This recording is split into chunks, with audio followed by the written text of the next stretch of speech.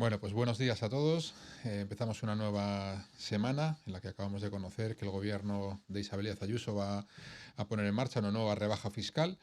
Se va a reducir una vez más el impuesto de sucesiones y donaciones, una nueva bonificación, en este caso entre tíos y sobrinos. Se multiplica por dos la bonificación que existía hasta ahora, pasando del 25% al 30% esas donaciones y sucesiones entre hermanos y entre tíos y sobrinos, del 25% al 50% de bonificación.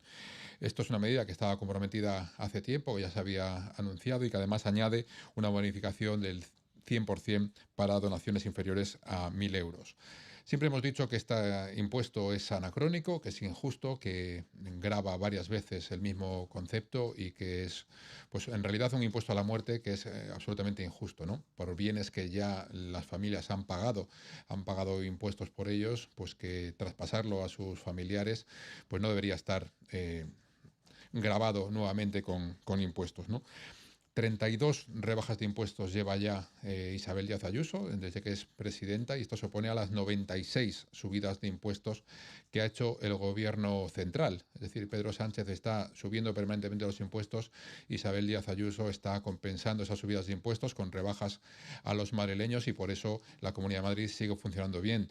96 subidas de impuestos lleva Pedro Sánchez, estamos casi cerca de los 100, con lo cual en breve vamos a tener más subidas de impuestos que actos en homenaje a Franco que tiene programados este año, así que supongo que está más interesado ya el presidente del gobierno en exprimir a los españoles más que en luchar fuerte contra dictadores muertos, que lo explique a sus votantes si se está haciendo menos antifranquista de lo que nos decía.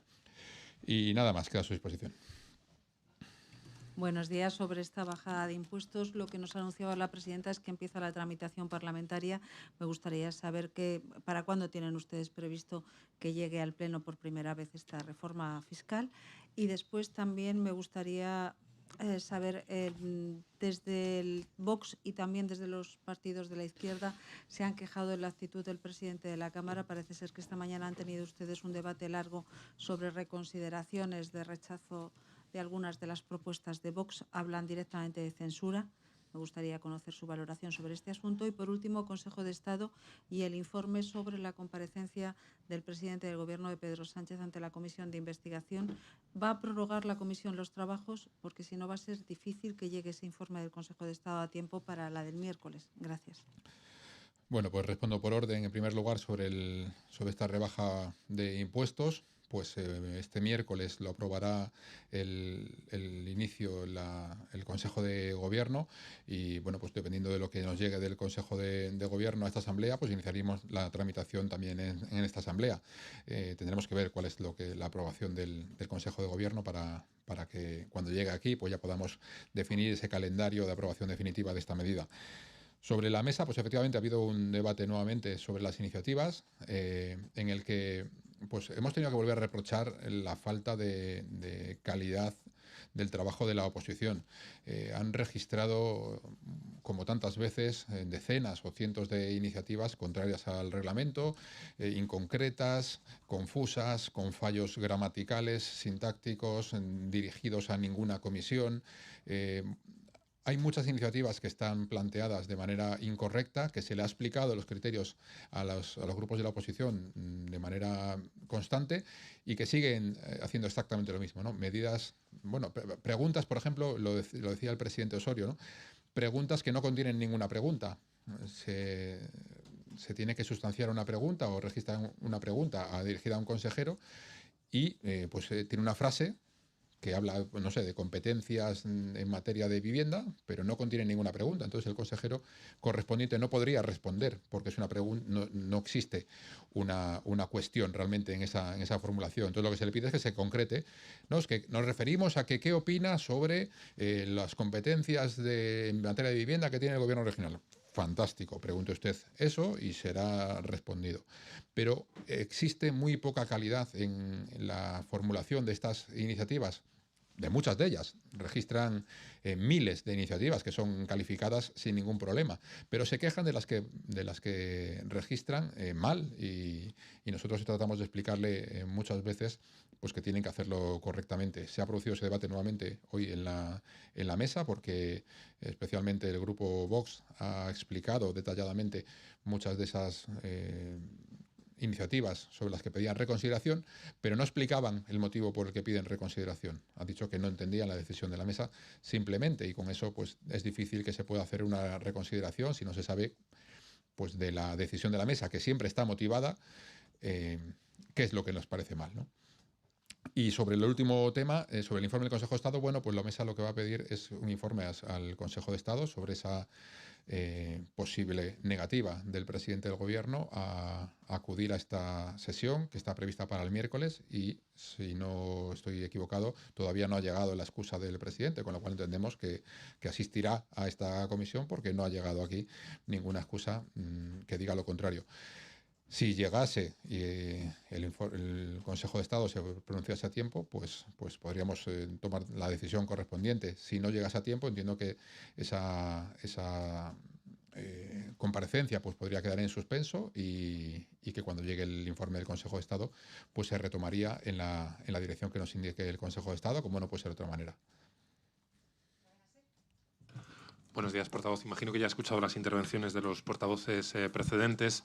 Se han mostrado muy duros y han registrado varias iniciativas con las palabras de Miguel Ángel Rodríguez anoche en redes sociales. Sabe que cuestionó el testimonio de una familiar de una de las mayores que murieron en las residencias de la Comunidad de Madrid durante el COVID. Esta mañana ha tenido que rectificar esas palabras. Me gustaría, por un lado, preguntarle si cree que se equivocó Miguel Ángel Rodríguez con esas palabras, si cree que es viable, después de una polémica más, que siga al frente del gabinete de la presidenta, y si cree que la presidenta debería reunirse con esos familiares de víctimas de las residencias, como se ha reunido con otros colectivos sociales durante estos años. También le quería preguntar por la iniciativa que va a presentar hoy Más Madrid, una reforma de la Ley de Arrendamientos Urbanos, en la que propone introducir en nuestra legislación el alquiler indefinido. Me gustaría saber qué valoración hacen desde el Partido Popular de esta fórmula.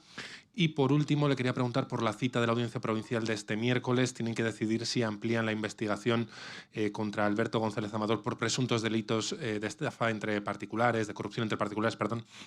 Me gustaría saber qué esperan de esa reunión de la Audiencia Provincial el miércoles. Gracias. Bueno, pues sobre el tema de Miguel Ángel Rodríguez, Rodríguez ya ha reconocido que ha cometido un error y ha pedido disculpas. Yo creo que no hay mucho más que decir sobre el tema. Lo que sí es cierto es que en esta cuestión de las residencias la oposición lleva 5 años intentando retorcer el dolor de las víctimas. Lo hemos visto incluso formulada de manera explícita, diciendo el anterior delegado del Gobierno: tenemos que retorcer ese dolor.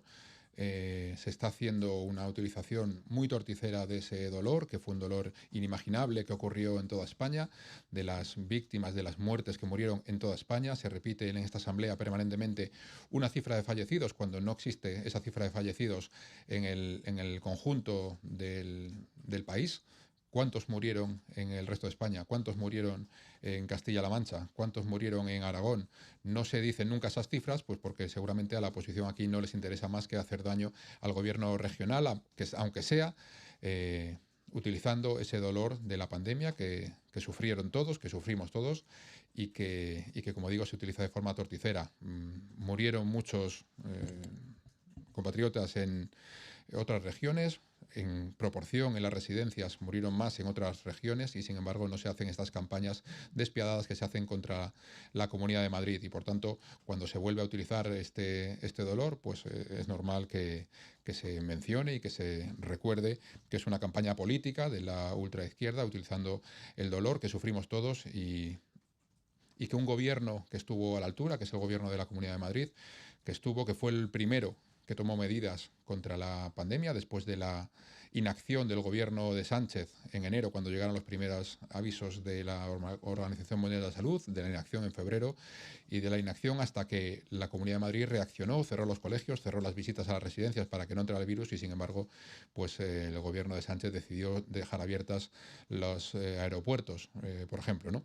Y no tomó medidas hasta que la Comunidad de Madrid le indicó el camino. Esto es la realidad, esto es lo que pasó, y lo que pinta la izquierda es un dibujo equivocado, sesgado, utilizado por ellos para retorcer ese dolor y que no representa lo que ocurrió en realidad. Y por eso cuando acuden a los tribunales en todas las ocasiones han dado la razón a la Comunidad de Madrid, que actuó correctamente, y nunca han dado la razón a los que han llevado esas actuaciones a la justicia como si hubiera sido algo erróneo o equivocado, ¿no? No lo fue, se luchó con fiereza contra el virus y se hizo todo lo posible en una situación absolutamente inimaginable.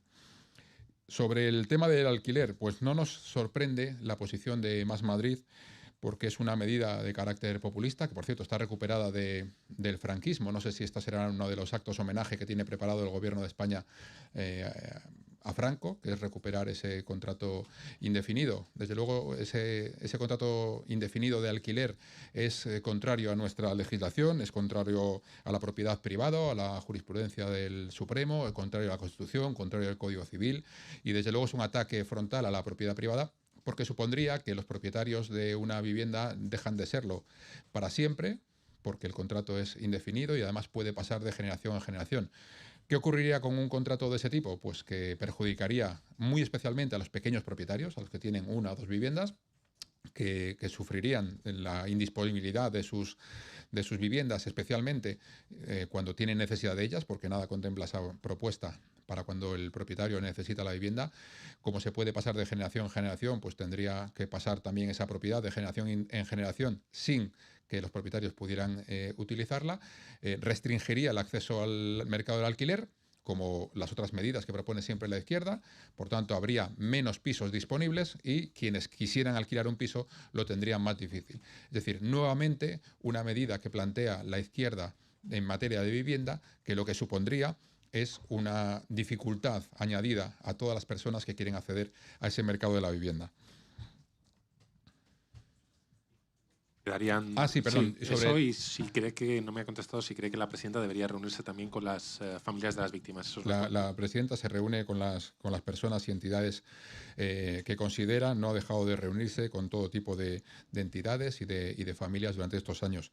Y sobre el caso que me pregunta de la audiencia provincial, en este caso, pues sabemos que forma parte de una operación de Estado contra la presidenta Isabel Díaz Ayuso y contra todo su entorno, todo lo que tenga que ver con la persecución a particulares, como ha hecho la Fiscalía. Hablábamos de jefe de gabinete antes, pues Óscar López también era jefe de gabinete del presidente del Gobierno, Pilar Sánchez Acera también era jefa de gabinete del jefe de gabinete, y esos jefes de gabinete se confabularon con la Fiscalía para entregar datos privados para perjudicar a una rival política. Eso que estaba ocurriendo también estamos viendo que no perjudica precisamente a estas personas que siguen siendo, en este caso, ministro y secretario general del Partido Socialista de Madrid recién elegido.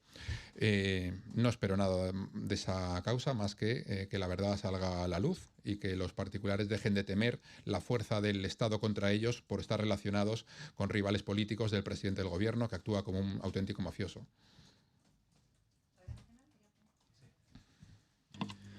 Solo un matiz, portavoz. Se lo preguntaba también Más Madrid, ¿cómo es posible que los datos personales de una víctima o de una familiar de una víctima de una persona que murió en unas residencias pudiesen estar al alcance del jefe de gabinete de la presidenta Isabel Díaz Ayuso? ¿Cómo consultó Miguel Ángel Rodríguez esos datos para primero lanzar ese tuit y luego corregirlo? Gracias. Conozco lo mismo que ustedes, un mensaje en la red social X que el propio Rodríguez ha considerado que es un error y que sobre el que se ha disculpado. No tengo más detalles sobre el tema. Muchas gracias.